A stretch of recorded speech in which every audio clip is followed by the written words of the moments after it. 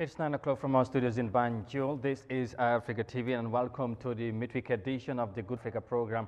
And of course, we are here every morning, as you know, to discuss on all the latest developments and happenings in the country and beyond. And as always, we will be discussing on some of the very pertinent issues and recent developments, like I said, in the country. So if you are joining us for the first time, make it a date with us, and thank you so very much for the pleasure of your company. As we have another very interesting lineup to discuss this morning. We talk about agriculture. As you know, we are in the rainy season, especially on the impact of the Ukrainian war, on the, of course, on how people are surviving right now. So I say food insecurity has been one of the most trending issues around the world, and talking point also in most part of the globe. So we'll delve on that this morning's program. We also talk about health, and of course later on we expect a guest. When he comes, we would of course engage him on some very important matters as well. So thank you for being there wherever you might be, whether in the country or outside, for joining us. We are so much happy to have your company, and of course to hear from you as well. We will be very much glad to hear your reactions and contributions to the program. su ko defee mbokk yi ñu ngi leen di nuyuwaat beneen yoon fii ci Africa TV ñu wax mbégte bu baax a baax dellusiwaat tey ci suba si la comme ni nga koy baaxoo di defee saa su ne bu waxtu bi jotee tey ñu amati mbégte lool fas yéene àndant ak yéen ci beneen jotaay xam ngeen ne suba bu nekk dooree ko Monday ba Friday da ngay ànd ak ñun ci jotaay bu am solo bi la ñu waxtaanee réew mi waaye tamit wax luy xew ci réew mi naka noonu ñu digtal leen suñu ay xibaar tey tamit noonu lay demee bu baax a baax ñu ngi leen di ziar di leen ñaanal jàmm fu waay mënta nekk ci biir réew mi wala ci biti réew ñu ngi leen di gërëm bu baax a baax ci noonu la ñoo bàyyi xel ñi nga xamante ñu ngi tawat nekk ci kër yi waaye tamit fu ne ci hôpital yi ci biir réew mi ñu ngi leen di ñaanal jàmm bu baax ñaan yàlla delloo leen seen sago ci noonu tamit la ñoo bàyyee xel ñi nga xamante ne ñu ngi am nattu nekk ci kaso yi ci réew mi waaye tamit surtout ñi nga xamante ñu ngi fale ci Mile to Central Prisons di ñu bàyyi xel di ñu wettali ko suba bu nekk di ñu gunge tamit ci jotaay bi ñu ngi leen di ñaanal jàmm ñaan yàlla teggi nattu bi yàlla mën na ko yàlla def ci noonu incha allah ñu ñëwaat tey fas yéene waxtaan ponk yu am solo ci loolu dana ci bokk li nga xamante ne mooy jafe-jafe yi àdduna bi di dund surtout jamono ji xeex bi nga xamante ne mu ngi fale ci Ukraine waral ko ci yëfi dund bi foofu jafe-jafe am na fa bu baax a baax su ko defee nañ ci ñëwaat léegi ak suma gars yi ñu waxtaanee ko donte ne sax baykat yi ñu ngi def seen effort waaye ñu ngi ciy jafe-jafe yu xat ci réew mi nañ ñëwaat tamit wax ci wàllu wér-gu-yaram ndax Ministry of Health ànd ci ak pharmaceutical li nga xamante ne mooy association bi wala boog organisation bi ñoom tamit dañ launch li nga xamante ne mooy policy bu bees luy ñoŋal wàllum wér-gu-yaram ci biir réew mi loolu tamit nañ ko waxtaanee kon ni ma ko waxee sànq ñu ngi séntu suñu gan bu yegsee ñu war a waxtaan ak moom ci leneen lu amati solo ci réew mi su ko defee jàpp leen ponk yaa ngi noonu ci ak tamit leneen dana ci xëj bu ci kanamee ñu ubbi leen ci bokk ak yéen jotaay bi waxtaanee réew mi surtout wàllu mbay mi tey ndax nawet bi soobu nañ ci bu baax a baax waaye laata ñu ci sori ñu bàyyi suma gars yi ñu nuyoo dooree ko ak Modou Mouhamed Niang mun ñeen nuyu ne la bu baax di la ziar di la wax naka suba si. Amadou fay naa la maa ngi laa nuyu maa ngi laa ziare di la ñaanal jàmm di ko sàkku si yow tam nuyu maam noonu ne itam di nuyu ñuy seetaan Eyeafrica TV. ñu nga xam ne ñu ngi si biir réew mi ak si bitim réew yëpp di safoo kër gi di fi taataana seen xibaar yu wér te wóor fu ñu mënti nekk ñu ngi leen di nuyu di leen ñaanal jàmm. di wax ne rek dellusiwaat nañ fi comme dégg ngeen ni ko Amadou tënkee am nañ fi ay ponk yu am solo dinañ ko waxtaanee si biir wax ji suñu duggee rek ñi daal di dugg si yaatal gi ak faram-fàccee bi. amati nañ mbégte bu baax jàkkaarloo ak yow. jërëjëf su ko defee ñu bàyyi maam moom tamit mu nuyoo. jërëjëf borom cumbukaay. SG nuyu naa la noo def. sant yàlla baax naka suba si borom géew gi. ñang baala borom suñu réew. ak waaw. gis nga de warul sax de gis nga maa ngi leen di nuyu staff ak management bu kër gi di nuyu caméraman yi Séni ak Mohamed nuyu technical room ci kaw nuyu njabootu si Sawane Kunda family góor jigéen mag ak ndaw nuyu soppey maam ji bi WhatsApp group nuyu delloo njukkal suñu soxna Alimatu Thomas madame Sawane yóbbante ak la nag Sofia mu ne ma wax leen Friday mooy birthday am ñu ngi koy wish happy birthday in advance Sofia men waaw Sofia bu Allaay waaw. Sofia men waaw jigéen ju mën góor la waaw. borom on the 24th ah. mu ne Friday bii. waaw Friday 24th. on the 24th. waaw happy birthday to her. may you witness moom 28 waaw borom 28. countdown baa ngi dem ba tey day faatu. xar waaw taar ma ne ko sa birthday bi nar naa am doole. doole suma xarit ci boobu may rendi xar bi maa koy rendi yàlla nañ ko fekkee rek. kon ñu wis leen happy birthday ñuy màggal seen bési juddu yëpp teg ko ci loxo Sophia ne ko happy birthday may you witness many more years to come from 24 ajjuma muy sa bési juddu 28 mooy bu ndey faatu bi ñoom ñëpp. gars yi nee nañ gars technique ñu ne tey dark spec yi maam dafa ñuulal affaire yi de tey xanaa tey yu baabili yi nga indi quoi ñëw. tey dafa baabili. dafa baabili man sa tey. tey moom mooy loolu. waaw jërëjëf. dama ko war a yóbbu fooñi moo tax muy aat nii rek. ok thank you jërëjëf maam. waaw jërëjëf ak Modou Mohamed Niang ñu gërëm leen sant leen bu baax su ko defee nuyoo baa ngi noonu ñu nuy nag yaay good morning moon ña mu ngi ma ko doon laajte taay xam naa ne waaw ñu ngi ko nuyu bu baax ak gars yi yëpp soppe yi ak xarit yi ak ñëpp ñuy safoo programme bi suba teel ñu teel a jóg ñëw di ñu xaar bu yegg si ànd ak ñun talaata bale comme li nga wax la talaata bale dama daje kenn si boori marché Latrikunda rek mu stop ma benn jigéen mu ngi jógee marché mu ne ma yéen lan moo xew wax na ma turam sax maa ngi koy jéggalu ci fàtte tur bi ma ne ko waa léegi tey waaw gis nga yàlla sottal waaw yàlla sottal na ko seen ñaan yi yëf yi mat non moom mut na ak Cissé Latrikunda moom tam ñu ngi koy nuyu ndax ma kura yeggee na ma yóbbal bi mu ne moom tam gars yi kontaan nañ non waaye soppe yi moom macha ñoom Madi itam Latrikunda am na benn suma jarbaat la Alaaji Cissé Suisse ñoom Alaaji Seka ñoom tam daf ma ko wax lu bëri na ma dëgg dafa ñaan ba jum nayul ma ñoom maam ñoom Amadou kontaan si liggéey bi Eyeafrica nu mu nekkee di dimbale Gambien si nekk outside ñi xam ne xew seen réew definitely papi Horja Diop tam Mr Diop ñu ngi koy nuyu suñu papa moom tam ci kër gi moom tamit ndeysaan suba su nekk dina wax Horja ne ma ne laajal ma sa gars yi waaw fan lañ toll moo tax tam maam keroog bi ñëwee mu ne ma kolal ma Horja nga wax ko mu wax papaam ne ñëw na ak suñu doyen Alaaji Aliou Diop moom tam nee na ma waaw ndeysaan suñ papa waaw yu am solo la ñu ngi gërëm ñëpp daal ci support bi waaw definitely ñaanal leen jàmm tamit bu baax su ko defee tey dañoo dem Ukraine foofu la ñoo dooree ak jotaay bi incha allah wax ci jafe-jafe yu fa nekk ci wàllu dund bi baykat yi ak daal yëfi métti na tax na àdduna bi tamit gis ngeen tolluwaay bi ci yëfi dund bi fépp tar su ko defee ñu ànd ak suñu force report den su ko defee ñu soog a dellusiwaat ci réew mi. Now let's move on quickly and start with our first story because Ukrainian farmers have expressed frustration over the blockage of the of course country's seaport, which has disrupted export activities in the European country. Some of their farm produce were destroyed during the fighting, leaving the world battling against food insecurity, and the poorer countries among the hardest hit. Ukrainian authorities blame Russia for the appalling economic hardships. Let's have more details of that in this report. Dmitry Skorniakov runs what was one of Ukraine's largest agricultural enterprises, but 3/4 of his land is now held by the Russians. With seaports blocked, he's having trouble exporting grain from last year's harvest. Now we still have a huge store, a huge amount of grain which is still not exported, and in a month we'll have new harvest of winter wheat and rapes, and it is huge problem at the moment. These giant sacks are full of last year's harvest, some damaged in the fighting before the Russians withdrew from here. This great pile of corn is no longer fit for consumption. The field storage bags were destroyed in the fighting and it's been exposed to the elements. Now it has to be thrown away. Some grain is getting out, loaded onto trucks to take to Romania or by train to Poland. It's much slower and more expensive. Earlier, Ukraine's Deputy Minister of Agriculture told me of the limitations of these alternative routes. We could reach the maximum of up to 2 million tons per month by these routes. It's only not more than half of the possibility of the sea. So we could cover 40–50% only of what we need. Even if shipping lanes are reopened, it could still take years to get back to normal. This is prime agricultural land, but when the Russians retreated, they mined the fields. So now they lie fallow. And all along the road here are these signs warning people to stay away. These tractors were blown up by mines, but that's the least of Dmitry Skorniakov's worries. The biggest problem is that agriculture producer who is not able to sell grain now doesn't have money to buy,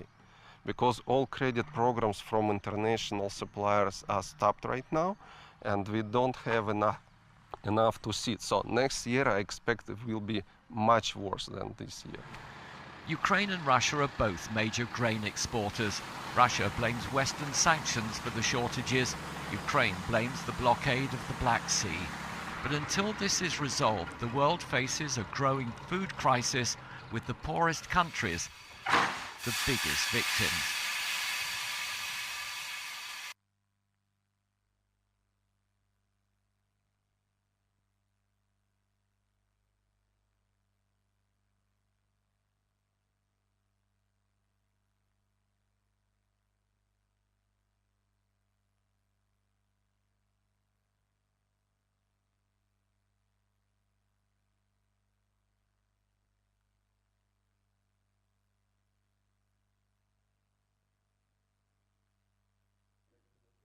right now saako mboq bi ñaari junne ak nangam lay jar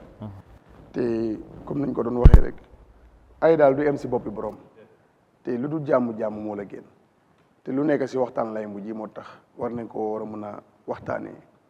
mbootaay xeeti àddina bi ñoo war a fàtte ku nekk ak intérêt am daal di jubli si li nga xam ne mooy intérêt si nation si because ku ne xam na ne xeex bi waxuma la Afrique rek waaye ifin Europe sax fiil nañ ko because yàlla moo dogal Ukraine ak Russia nekk réew bi nga xam ne ni seen mbir lu muy dem si biir àddina bi dafa bari su ko defee nag su nekkee mbir mu nga xam ne dafa itteel àddina bi yëpp dafa jot nag pour su ko defee ku ñu am ci taxaw seetlu jéem a seet problème bi ñu jéem see taxaw because it's not ifin tubaab bi dañ am lu doy rek waaye ñu ngi soona because ñu si bari tey gaz ak yu si bari fii leen ko dee jëlee nu mu tuddaati Russia leen ko dee jëlee au Ukraine ñun Afrique nag ñoo si gën a dee su ko defee na nekk lu nga xam ne lu si des dara desul lu dul ñu daal di ubbi bunti waxtaan fekk xeex bi naka la jeexee pour ñi nga xam ne ñoo doon bénéfice dëkk yooyu dëkk yi itam dañ si doon bénéfice ñoom it dañoo jaay am seen koom-koom ba réew yooyu itam jël ko yóbbu ko jaay am si seen koom-koom comme bëri na réew yu ñëw yoo xam ne ni seen interest mu ngi Russia mu ngi Ukraine tey ñu ngi si ay jafe-jafe bon Afrique ñoo si gën a dee spécial ñun Afrique mooy tey yóbboo nañu seeraay yi mburu yóbboo nañu seeraay yi maalo yóbboo la ñu manqué rek lu nekk tey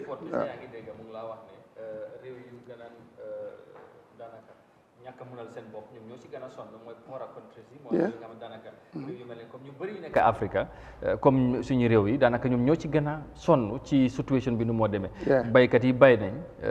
lu ñu bay waaw mu ngi fa ñor na ñu ngi ko denc waaye mënut a génn parce que port bi dañ ko bloqué waaw dañ ko bloqué fu mu nekk nii soo loolu mu jur na jafe-jafe ci ñoom baykat yi parce que tey ñoom ñu ngi ciy am loraange luñ bay mu ngi gis nga lu mboq bu yàqu bi le waaye tamit ci dundin bi ci boppam si adduna bi yëpp am jafe-jafe waaye surtout nag réew yi nga xamante ni dañu xalan ndool réew yu mel ni African countries waaw ñoom ñoo see gën a sonn Amadou comme ni ñu ko waxee adduna bi jafe-jafe yi yàgg na ba xeex bi daf ko yokka because lan dafa nekk ñaari very important countries si adduna bi Russia Ukraine yàlla dafa am lu mu leen may lu adduna bi yëpp soxla ñu bëri dafa jéggaani léeg-léeg ñoom koom-koom yi am tey tukkee si jéggaane yi fi réew yi di demee di jéggaane lu mel ni gaz dund bi farine bi lu nekk so loolu is very important moo tax ñoom seen mbir dafa dañ ko laal rek jafe-jafe yëpp daj fi yi réew yi am doole yi laal na seen économique tuuti bon ñu ñëw si gën a dee li si taxawaay Afrique nag mooy gën a ñaax rek gën a si ñoo seen ndaje yi suñ ko jaroon na sax tey summit yi ñoo def pour waxtaanee yi fi africain si ñu dajee ñoom itam ñu def summit pour waxtaanee jéem a dem gis European Union o gën a gisaat ki nga xam ne bu ko xam naa ne xeex bi moom si loxo Poutine moo gën a foofu la gën a des pour lii mu stop bu ko di moo mu ngee continuer ñu ngay gën a am problème jonte la ñu ngay dugg si nawet waaye tey réewi Afrique yu bëri am nañ problème si jël ba di nawet gi bu ko si lii problème bi lu ko doon gën a baaxal di fertiliser au engrais ñi ngay wax ne Ukraine la doon jógee tey yóbboon a Gambie tey dem nañ fi ba mburu $15 mburu nangam so da ngaa gis ne loolu am na liñ si war a jàngee wat am na liñ si war a liñ ci war a gis nañ si ne problème am na si waaye jàngee si itam réewi africain war nañ see mën a jàngee lu bëri mooy na lan gos lii du factory moo ko defar mbooxa la mook suñ mbooxa yi fii is the same dégg nga bu dee gerte is the same bu dee maalo is the same wan si gén lu nga xam ne duñ tàyyi di ko wax luñ doon faral di wax te duñ tàyyi di ko wax mooy ne réew yi ñoo war a bàyyi seen xew rawatina réewi africain yi lu ñuy dundee factory yi defarut ko nekkul made in nangam asamaan la ak suuf yàlla may nañu ko so nguur yi ñoo war a jublu si yooyu pour fexe dimbale baykat yi ba nga xam ne ni lu ñu dundee dinañ ko mën a bay nañ ci ñëw contexte bu mel nii lan lañ ci war a mën a jàngee bu baax a baax surtout parce que ñu ngi ci nawet bi te fu mu nekk nii baykat yi si réew mi sax ñu ngi waaru ci engrais bi nga wax te ci ñaari réew yi nga xamante ñoom ñooy jàmmarloo jamono ji maam ñoom loolu foofu la jóge waaye dañoo wax ni ay du yem ci boppi borom ba pare tamit dafa mel ni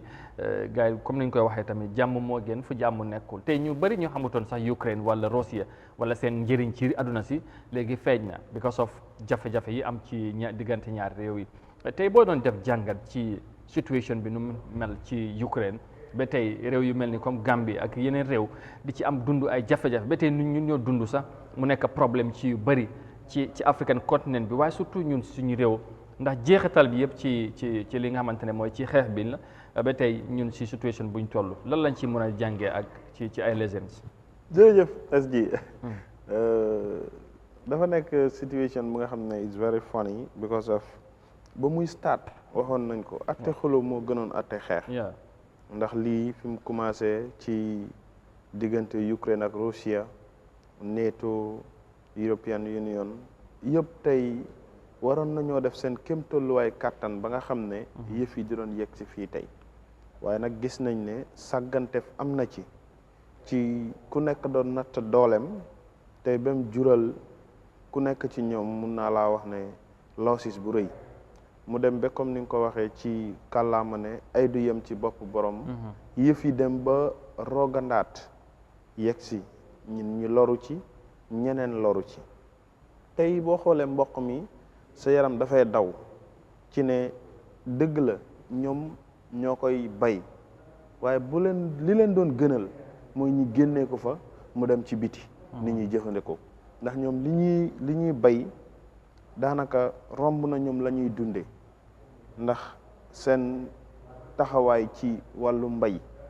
te wax nga ko léegi Russia fësoon na ci moom sax ñu bari xam ko lu mel ni World Cup biñ xóosoon waaye Ukraine nekkoon na dëkk bu nga xam ne ñu bari xamuñ ko woon waaw waaye da ngay gis ne tey problème bi tax na ñu bari xam Ukraine ban solo la amoon ci àdduna bi lan lañ doon liggéey ñoom lu jëm ci jumtuwaay yi nga xam ne askan dañ ko soxla askan yooyu nag du Gambia kese as a country Africa as a continent lu bari ci liñ doon jëfandikoo ci wàllu dund ci wàllu agriculture ak yeneen daf doon jógee fi nga xam ne mooy Ukraine am ak Russia benn melokaan buñ mel Russia tamit di liggéey ci lu bari lu nga xam ne Ukraine moo koy bay wala ci Ukraine lay jógee ñoom ñi koy deferaat muy dem ci askan wi léegi nag ñaar ñooñu buñ jotee ci njëlbeen la ñëpp waroon a xool interestu ñii seen taxawaay ci àdduna bi bañoon a xool benn interest ci ne NATO am nañ benn interest buñ bëgg ci seen diggante ak Russia ci seen diggante ak Ukraine Russia xam nañ ñoom tam ñoom ñoog Ukraine fan lañ commencé fan lañ yegg xam nga ci njëlbeen maa ngi ko doon wax ne lii fépp fu ñuy mujjee Poutine dinañ ko naxtaan pour jàmm mu dellu si te commencé nañ ko te gëm naa ne loolu kese mooy doon saafara pour ñëpp ñu amaat seen jàmm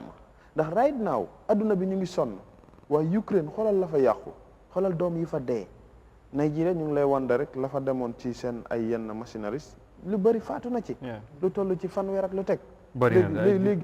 léegi loolu yëpp xoolal lan la nekk di jural adduna bi tey lii ñu won la ci koom-koom bi nga xam ne tey ñin fiñ toll nii li nga xam ne nit ñi ñu ngi koy jooy am na baykat yu nga xam ne tey amuñ sa mboq mu ñuy jiw foog ñu dem ñaani ko wala ñu dem jëndi ko ci luuma yi ñaata la saaku mboq di jar ñang mu ngi koy wax léegi moo daan $2,000 50 yi mboq loolu lay jar tey xoolal mboq mi yàqu fi fariñ problème la ci seeraayam fariñ parce que loolu yëpp foofu lay jógee mboq mi lañ ko daan defee xam nga ñun man xalaatu moon sax tey réew yu mel ni comme Ukraine ñoo bàyyi ay mbokk bi nga xam ne ñun dañ koo soxla yu mel ni waa adoon waaye di nga gis ne bu ma gisee lii démb bu ma ne waaw te li ciy gën a yéeme mooy comme mam moon ñam mu ngi ko wax sànq nekkul ay factory moom ñoo defal lii yëpp ay asamaan ak suuf si ak ndaw te ñun surtout bu ñoo xool te ñun ci en tant que réew bi nga xamante ne ci réew yu ndaw li lañ bokk ci contexte buñ nekk lan lañ ci war a mën a jàngee xam nga mbas bi jaaroon na fi dund bi jafe yu bëri jafe fi nekkin yi jafe ñu jàpp nañ ci jàng ay lessons waaye unfortunately ñu bëri soo xoolee tey situation da ngaa foog ne jànguñ ci dara tey situation bu mel nii nga gis ne ñii ay baykat tey ñoom ñu ngi luñ bay mu ngi yàqu duñ am benn dee mu nekk nii ñu ne sax season bi bu bees bi daal luñ bayoon ren danaka ñor na so ñu ngay am yaakaar ne xeex bi dina leen wala kilifa nañ mooy ubbi buntay ñoom loolu mun a dem parce que loolu moo leen njëriñ waaye tey ñun tey ñi ñu bloqué seen buntay sax mu ngi ñu julal problème lan moo war a doon taxawaay waaw xam ci nga suñ kilifa ci contexte bu ñu nekk parce que tamit suuf baa ngi fi yàgg nañ koo wax waaye farlu bu ci war a am dafa mel ni loolu mooy problème exactly ndax farlu bi ngay wax noonu léegi boo xoolee tey Russia liñ la wan nii ci baykat yi Amadou lii saret naka fas ak nag mënu koo liggéey gis nga machine yi waaw ay tracteur ak gis nga machine yi onasan saret ak nag tey yow boo xëyee nga topp benn fas onasan nga diggante 9 o'clock ba 12 o'clock ngay ji onasan ñaata cunwaar nga mën a ji du romb sa daanaka fukki kal ak ñaar onasan bu dee mboq la mun loo ji lu mut 2 hectares ak loo xarañ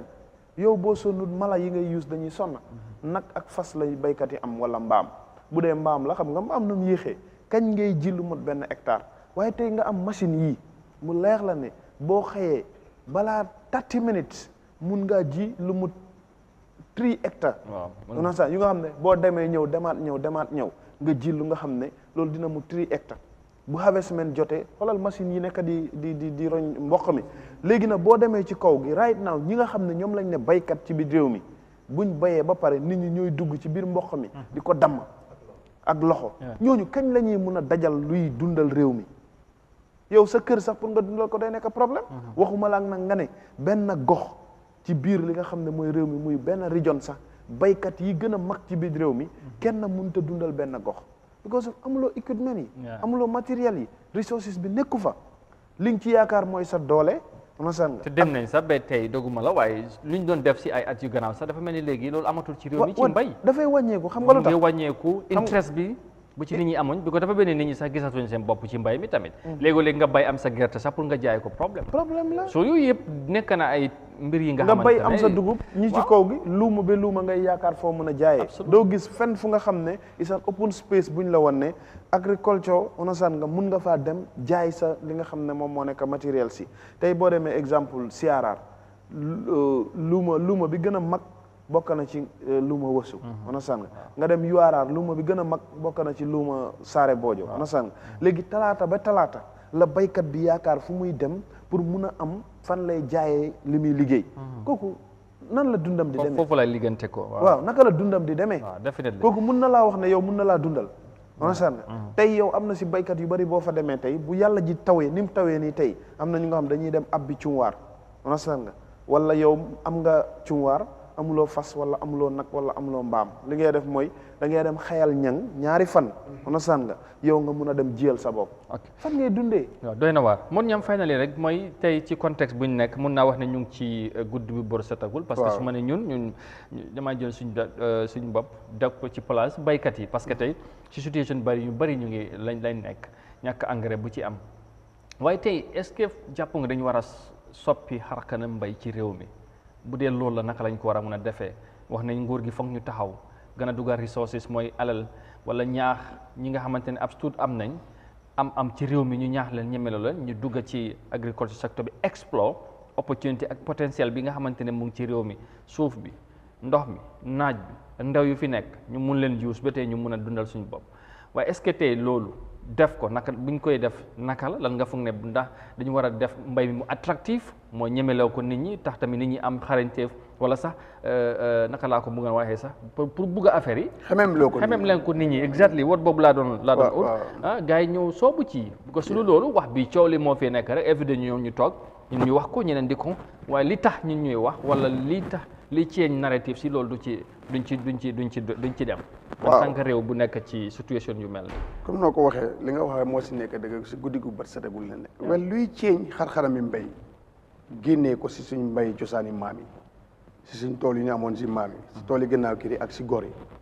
ak si tool yi yoon yi dëkk sàngam loolu pour lu koy def du naweti ren bi boobu moom c'est already pass moom loos na boobu moom du boobu te man dama si am jaaxle dama dugg ak moto kenn yenn boy balaa maa ñëw si li nga wax oh taw bi daal man a dëgg am nañu ñàkk xam-xam ma ne ko booy xamuloo ne yow taw moo tax yaa ngay dund te xamuloo lu xew de non waaye daf ko war a tawal gars yi fële ne la xam nga ñun na ko ne come soo gis nga mentalité boobu fekk génn si boppi ndaw ñi nga xam ne ñoo war a ñooy yaakaar réew ëllëg kooku naka la moo amee xam-xami mbay naka la moo bayee ëllëg pour moom taw bi sax mu ngi ko dis taw ma ne ko li nga xëy di lekk suba ba ngoon taw moo ko indi yow boo bañee taw foo jëm te yow nekkuloo si lu dul la nga moto di wax Westfield oo Banjul man ko booy soo demee delluwaatee nga gisee ak mag mu waxal la Amadou réew mi suñ buggee génn suñ buggee am bay dundee ñu moom suñ bopp ak liste bi 50% bi sax ñu moom suñ bopp lu ñoo dundee beneen 50 bi ñu jëgaani ko dañoo génn si mbay maam yi fi suñ maam. est-ce que loolu mën nañ koo xaar ci ministre bi nga xamante ne moom lañ dénkam fi mbay mi donte ne coow lu bëri buñ ko tabbee ci place boobu juróon na ñu bëri nee nañ amuñ yaakaar ci moom parce que xam-xam bi demewul waaye ñu ne tamit institution wala ministre yu mel noonu leadership bi lañ soxla mooy nit ki nga xamante ne dana farlu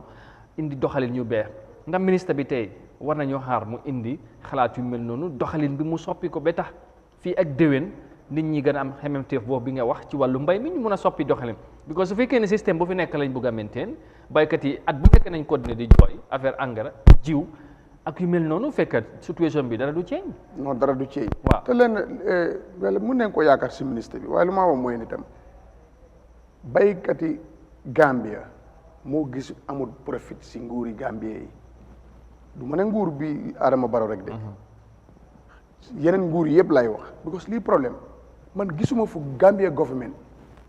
seko buñ ne Gambia government moom gerte gi mu ngi koo lebal baykat yi jiwu engrais bi moo ko moom mu ngi koo lebal baykat yi man gisuma loolu te ñu ngi ko gis Sénégal man gisuma ko te dañ leen waroon di dimbale si loolu dama ne Amadou fu buñ soppiwut xarami mbay yow tey soo demoo seen dëkk kër gi màgg na tool yi fa seen papa bàyyi yéen ñëpp mun leen koo lifin suñ ko xaajee gor yi ak jaati ak yéle suñ ko dogee yow ñaari tool nga am benn bi doj yàqu nañ ko benn bi saawa si jël na du mun a possible ministre bi moom kàddum dafa am solo parce que naa ne leadership la nit ba nit nag da ngaa jiite loo xam so loolu daf si am solo bu baax nit dafa jiite loo xam because loolu nekkul taalibeem doo mun a doon sëriñam loolu nekk lu mbir nit leadership nañ ko jox ku ko xam loolu daf si am solo bu baax leadership bu mu wax ne loolu la ministère bi manqué loolu yaakaar googu la président Adama Barrow am dénk ko kii di Sabally waaw ba loolu du area nit ñëpp xam nañ ko ne faj nit la jàng kooku nag boo ko yóbboo si agriculture kana lu fa am rek lu olof yi di wax rek nag bu ñuul boo si amee soow mu weex rek su ko ral naan te noppi waaw anyway loolu waaye anyway Amadou foog réew mi ñu soppi xar-xarami mbay nawet bi passé na ba suñ ko bëggee def foog ñu génne fii dem feneen lëkkaloo ak réew yi yàlla may doole yi si mel ni Russia o India o China ñu indil ñu machine. waaye est-ce que tamit loolu nekkul lu ñu yàgg a tardel lekkaloo yooyu. di leen gën a yaakaar am nga machine yi maam di la wax parce que tey ay tracteur def di ñëw. depuis time former président Yahya Jammeh yi mu fi indi ak bu yàggul président Barrow bu mu. 50 yum lonc tey boo doon dem nga laaj ci loolu ana loolu. ana tracteur yooyu ak lan mooy seen impact bu ñu def. ci xam nga lii problème ñaata million moo ci gën a doy waar ak. Gambien lu gën a bëri mun nga wax ne 75% bi dañ dee bay kon 50 tracteur mënu si dara xam nga li tax mbay mi mu soppi. est-ce que moo ñaan loolu sax dañ koy utiliser ñu mu waree because tracteur yu bëri boo demee ci ob bi dañ koy ebe ay nit. dañ lay fay sax boo bëggee ñu def sa tool da ngay fay ebe ko ay bagage loolu lay mujj si loolu lay mujj parce que yaa Jammeh tamit li ci nga xam ne yu bëri woon la it's more than 100 yi fi nekkoon ci time yaa Jammeh machine nji sax gis naa ko Brikama governor office machine nji gisoon naa ko yoo xam ne ni lu jafe lu la maam doon wax tey boo demoon Saalum o nga dem Fuladu o nga dem feneen dafa da ngaa gis ne machine ji si boppam dafa jafe ba léegi sa tëggee ñu ngi ko formé. gars dañ ko fabriqué defal ko indi ni raay day mooy ne foog ñuy yaatal mbay mi xemem tolloo comme noo ko wax nit ñi jël borom alal yi dugal leen si waaye foog ñu toj àll de. non foog buñ tojut àll. duñ Gambie duñ mos a jóg ci jigéen ñi. waaye àll sax tool yi ñu amee mënuñoo dundal. ñang àll sax mu ngi fi jaaxale pàccaar mu ngi fi jaaxale pàccaar mu ngi fi tey ci maalo rek exemple. jaaxali pàccaar nga du bay mi du maalo rek waaw non loolu laa la wax ma ne dama la woon exemple Allah yaa ngi fi waaye nekkuñ di ko jëfandikoo te foog ñu understand gis nga man sometimes su ma déglu suñ agricultural experts yi wala déglu ministry bi damay ne ñii dañ yeb xam nga lu tax Amadou mbay du jiw ak engrais kese loolu lañ war a xalaat ñu génnee ko si seen xel yi maam buñ la waxalee liñ ci mën a def ci mbay mi waaw mën a dundal suñu bopp te ñu am ko keroog kuñ fi invite Mr Jara ñu ko nuyu bàyyi kooku expert la ci wàllu suuf lay def waaye wax nañu tey wax naa ko fi keroog maa ngi ko wax mu ne jaaxali pàccaar kese dundal na réew mi ba ñu mun a ci wàllu dund ci wàllu maalo rek de ci maalo jaaxali pàccaar na boo fa jógee maa ngi waxal nga dem Makati nga dem Bansang onosang dëkk yi nga Siyaaraar moom Siyaaraar li ko wër yëpp ndox la ñam noor ak nawet mun ngaa bay maalo doo yaakaar ci taw am nga lu maa dëggalee sa wax boobu tey soo fi demee comme dëkk saati ñoom Amadou nga dem ñaani ay ñaanga Bantang area boobu ñaani in general non soo demee tey ñooñu rek tey kaane liñ ci am jaaka ba bari jale ñoom dëkk yi force président bi Jawar yooyu ay loolu moom mooy seen liggéey nawet noor ñoom duñ dee bay daanaka ay gerte yi nii xanaa tuuti rek pour lu ñoo liggante seen maafe yi waaye maalo rek loolu la ñoo bay waaye leen di war a dimbala ba tey ñoom mun naa la wax sax am na ñi nga xamante ne ci ñoom loolu rek la ñoo dundee duñ jënda ba maalo ba tey nii seen maalo bu ñoo bay ci loolu la ñoo dundee loolu la ñu yaakaar loolu lañ xam waaye tey pour ñu mun a sax bay li mun a ba ñu jaay gox bi ko da ngaa dem si marché bi si luuma bi maalo bu ñu bay foofu mooy gën a seer ci pot parce que nit ñi boobu dañ koy soxla li ñu koy njëriñoo dafa bëri wala nga mbaxal ko nga xam ne man loolu weakness naa ko soo loolu dafa bëri soo waaye ñooñu duñ leen dee support da ngay struggle yow nga dem ci faro bi ba da ngay tey xam naa tey mun naa am na ay saalum yu ma seetaan man time boobu dama day gis njaaw am na kuñ fa rewa putu yàlla na ko yàlla yërëm but kooku dama doon gis time boobu su béyee maalo su ko dee indi sàq yi nii dama ko dégg dafa kooku mun xalaatu sax pour lekk ko yëpp mënu ko waa këram te kër bu mag la amee woon soo ana tool yooyu noonu ñu ngi fa but amuñ support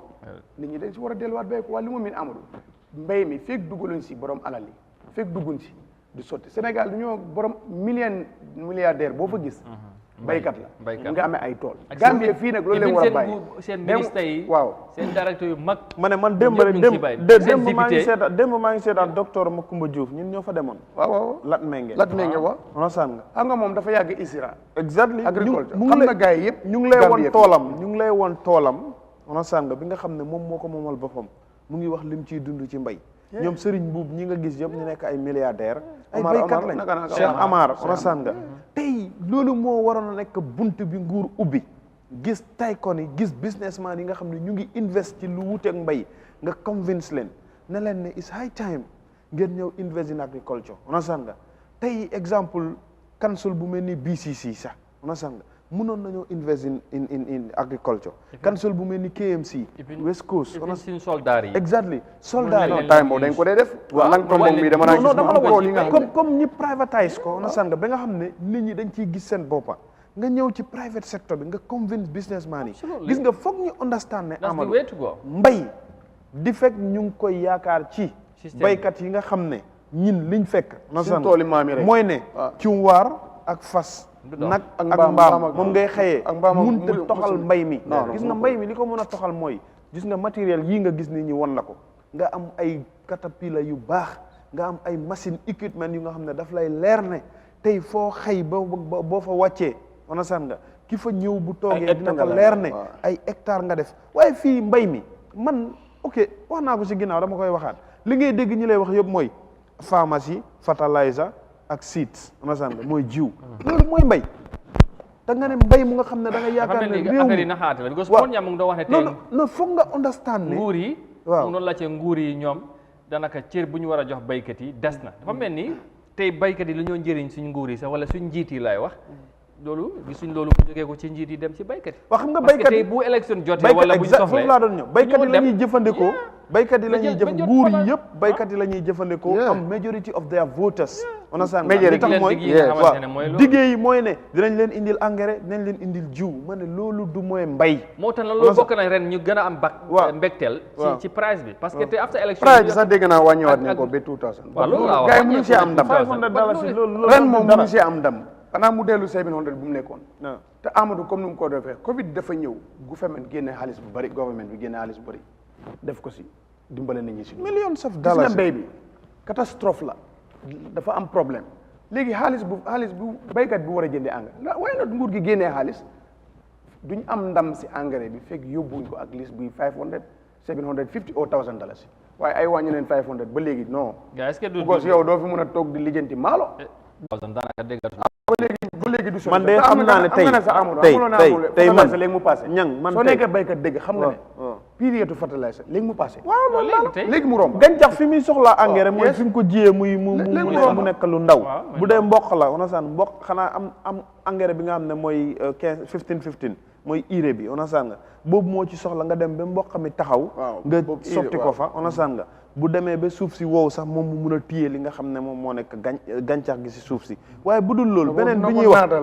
bi ñuy wax noonu on a saan nga bu nga xam ne bay gerte lañ ko soxlaa wala dugub boobu bu demee ba kanam jaayuloo ko te yow ban baykat mooy soxla saaku maalo nga ne ko ne jëndal engrais nga sotti ko suuf si yaakaar ne dina baax wala du baax du possible Amadou man daal wan si génn fenn rek lay wax comme noo ko waxee yundum président Barrow dafa dem di inauguré 50 tracteurs te foofu nag tudd na sax fa 50 tracteurs mu ne yii amul politique baykat yi leen ko jox te mu ngi welcome private sector bi pour ñu ñëw dugg si mbay ba léegi président Barrow loolu si wax rek la yem ñun waroon nañ gis mu invite ku mel ni Disman Gaaj Jawar bu gi ku mel ni Taf waroon nañ gis mu invite ku mel ni waroon nañ gis mu invite ku mel ni moom la Mr. Dia waaw waroon nañ gis mu invite ku mel ni anoda toog ak ñoom palaat borom foundation bi borom foundation mo Touro Dabo people like that because ñoom sol Freza ak gars ñoom ñëpp because ñu bàyyil ay tabax yi ko lii problème ñooñu la président war a oo man maa ngi gis xale yu bëri yu nga xam ne ku mel ni Ibrahima Singaate moom Lamine Mané ñun ñëpp ñu ngi am yéene pour dugg ci mbay waaye amuñ bunta that's the problem soo bëggee nguur moo leen war a ubbil bunta soo bëggee move forward da ngaa indi loolu nga teg ko si taabal nga invite ñooñu nguur moo leen a woddu boot leen rogante leen ne leen dinañ leen jàppale si lii xaalis baa ngi nii boo dem leen àll baa ngi nii ñooñu ñooy dem parce que ñii tamit ñooñu ñooy dem ñu nekk nii tey dem feneen lobby ñoom ñoo def dañoo ut profit te doo leen mën a blame parce que tey si li nga xamante yaa ngi cee yëngu yaa ngi see gis sa bopp balaa ngay dugg ci li nga xamuloo naka la ak nan la amuloo ci expertise yi nga soxla wala expérience léegi nag foog nga am li la garantie nga soog see soobu moom tax ñoom ñu tey nii leen war a engage waxtaan ak ñoom ministre yooyu xalaata yu la war a xalaatal président bi dem ci ñooñu fekkee ji leen waxtaan ak ñoom wala leen common board maa ngi la ko doon wax di all the time maa ngi la ko doon wax di all the time pour ñoom dugg si mbay sa maa ngi la ko doon wax di all the time buñ paree dinaa la booleeg booy bi gis nga dafa dem Taiwan dem fi nga xam ne moom moo nekk China jàngi agriculture kese onosaan nga am documents yu nga xam ne tey expert la si agriculture mu ngi toog loolu bari na fi de waaw bari na fi ba pare ministre of agriculture foofu dafa problème yi ñu ngi fa bari itam na gars yi bàyyi loolu ñu jéem a ñu jubal nga suñ ko defut waaw parce que am na booy yu ñu daaxal ni ci benn boo yooyu sax xam naa ne mais bi ñun ku leen xam sax ñun soxla nañ leen pour ñu waxtaan ak ñoom ci benn projet dañ gis ne doxalin bi baaxul ak juj according to ñoom nuñ ko waxee waaw according to moo tax dafa laaj leeral wax ñu daaxale noonu léegi nag yu xam nga ñoom tamit ñu ngi xeex seen ak seen yelleef soo xaw ma fan la ñu mujj so yooyu daal xam nga ministre yi da Amadou directeur si ñu leen dee tardel la permanent secteur yi ñu leen dee tardel la non loolu la de yeneen directeur yi moom buñ la jiitee waaw am nga problème dañ leen di yaxal de système buñ bëgg noonu lay def yi doxe boo waxee ñu ànd ak yenn si dañoo jënd ay fiw nit ci ñu topp ci ñoom ñooñu endos ñoom lu ñu wax yow boo ci bëgg a xeex lu ndaw li nga jàpp ne lii jëmul kër dañ lay génnee foofu léegi man lu ma laaj ministre yi président bi ak gars yi ñoom rek la ñoo déglu ñu nekk ci suuf ñuy def liggéey bi ñooñu moom boo fa bëggee proteste lu gën a bari yow yaa cee loru ñang am na loo bëgg a laajte lu am solo la non man lu ma bëgg a laajte mooy ne su fekkee loi la au du loi ministre bi dafa war a élif permanent secteur bi élif directeur bi bu gisul muy def lu ko neex mu teg ko fële indi keneen bu ko is not liggéey bi du dem de parce que permanent secteur doole bu rëy leer di gi ñu jox ko ministre mënu ko daa for reason waaw loi bi moom xam nga dafa non ministre bi kuñ fal public service bi dañ ko war a ci dañ ko war a ci ministre bi kuñ fal moo war a ñëw équipe léegi da ngay gis ne yow nga nekk ci ministre bi ñu gis ne yow li ngay def daanaka gisuñu ci benn njëriñ résultat amut léegi li ñoo def mooy instead of daxal wala génne la complet li dañ lay jël ñu transfert yóbbu la ci beneen ministre yi mooy yow mun loo doxal fii ñu jël la ñu ne léegi demal fale nga seet foofu keneen su ñëwee this permanent secretary you move to another ministry nii lañ leen di ne transfert rek waaye gisuloo because lu waaye ni ñu ko teggee la donc boo buggee génne fi nit dañ lay challenge nga dem si côté non dañ ko war a génne parce que bokk na si lu tardel liggéey Gambie. waaw te réew mi nag gis nga permanent secretary te ñoom la yaakaar directors yi ñoo gën a lajjal réew mi. ñoo ak MD yi ñoo tardel. manager yi ñoo gën a lajjal lii c'est problème ah. dañoo toog si kaw nit ñi dañoo toog si kaw nit ñi dinañ ko indi de toog si kaw nit ñi yaa nit am na ku nekk sa ron liggéeyukaay war a liggéey yokkal nañ ko ndomba tànkam nga naj ko du dem wala sa xarit mu ngi si département bi non may ma ëllëg wala Friday nañ ci def topic ok dañ wax ci permanent secretary ak directors yi ak managers yi ak managers yi nañ ci discuss inshallah let's move on because laal lañ ci ministre yi ak président bi yu bari soo tamit ñu nekk ci yenn position yi foog ñu wax parce que ñoom liggéey bu am solo lay am te daal xam naa soo demee seen office file sang fa bari waaw maa ngi ci loolu yëpp nañ ci ñëw now let's move on quickly because time baa ngee dem ñu wax ci wàllum health mooy wér-gu-yaram tamit lu am solo la ci réew. Now the Minister of Pharmaceutical Services with support from partners and stakeholders on Tuesday validated the national medicine policy at their workshop held at the Kairaba Beach Hotel in Gambia. Now the workshop was convened to review and ensure the document is people-centered to cater for the needs of patients. Moses Emendi has the details in this report. The validation of the National Medicines Policy 2022 to 2025 is being carried out through the joint knowledge and experience of the Health Ministry, experts and stakeholders. It is said to be in use after the validation workshop. The policy seeks to boost the availability of essential medicines to the population at affordable prices and ensure continuous education and professional training for pharmaceutical staff. It also aims to deliver adequate legislation leading to effective regulation of pharmaceuticals and many more. Mr. Babanding Sabali, Director of National Pharmaceutical Service, in his opening remark described the progress as a milestone in the development of the health sector and underscored that accessible health cannot be achieved in the absence of essential medicines. However, access to health cannot be fulfilled without availability of essential medicines. Therefore, this statement affirms that quality healthcare delivery is synonymous to optimal functioning of pharmaceutical sector. A weak pharmaceutical sector cannot support quality health delivery system. According to WHO, access to medical products and technology is one of the 6 building blocks of health system. He noted that the second largest spending of the public health budget is on medicines, medical products and vaccines, and added that for quality health delivery to be attained, emphasis on ensuring medicines and its supply security in the country must be projected. Dr. Amadou Samate, Minister of Health, said the policy is to map out a new direction for the health sector development and will serve as a basis for driving the sector's priorities and plans. The policy has attempted in its best ability to capture the national vision as set in the National Health Plan and the National Development Plan, and in line with the Global Health Vision. This document has a lot of policy reorientation and innovative strategies that could lead the country in the aspirations of the government. The policy will provide a new direction for the health sector development. It will also serve as a basis for driving health sector priorities and planning as a good resource allocation process, and all other related pharmaceutical policies will be anchored on this. He revealed that the pharmaceutical services hopes for a reformation within the next 5 years to make the central medical stores a public enterprise and to avail the CMS mandate and autonomy to conduct many of its activities, thereby improving the availability of essential medicine. Dr. Desta Tiruni, World Health Organization representative said underfinancing of medicines and the supply chain system, coupled with other factors, has affected the availability of medicines and highlighted the ambitions of the policy. So it's a time of change. This policy was developed in the wake of the 4 years of the COVID pandemic. Across the world, the epidemic has exposed the gaps in the health systems. Based on the lessons learned and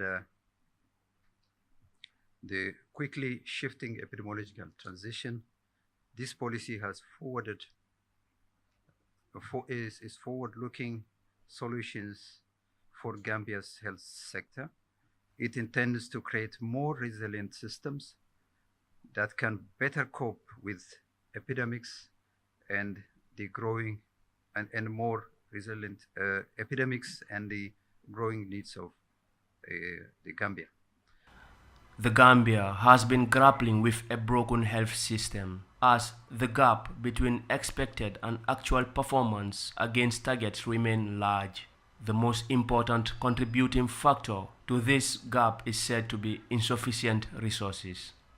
Public hospitals are often devoid of medicines, while exorbitant drugs and treatment in private health clinics continue to frustrate ordinary Gambians. Moses Mendy,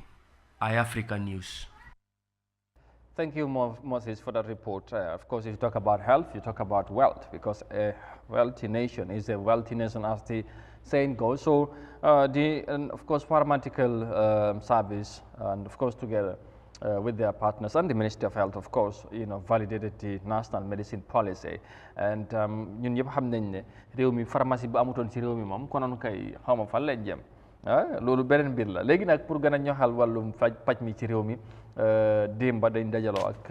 waxtaan ministre bi ang foon ak kilifa yu bari ci secteur bi wàllu wér-gu-yaram ñu validate mooy ñu am li nga xamante ne mooy kayit buy wane ci wàllum jaayum xëj na li nga xamante ne mooy garab yi dama wax xëj na sax because medicine policy bi nga xamante ne moom mooy doxalin bi ak xëj na nu ñu koy jaayee ak doxalin bi loolu am nañ li kayit bi nga xamante ne moom lañ tëgg mu wane yoon ci fa lañ mën a jaar ak doxalin bi naka la war a mën a demee parce que tamit damay gis ne dafa am lu ma seetlu ci Sénégal ma gis mam léegi-léegi su ma gisee gars yi di waxtaan seen pharmacie léegi-léegi am nañ mbootaay bu am doole léegi-léegi bu ñoo ñaxtu ñëppay tëj buñ laalee kenn rek dafa mel ni laal leen ñëpp dañ solidarité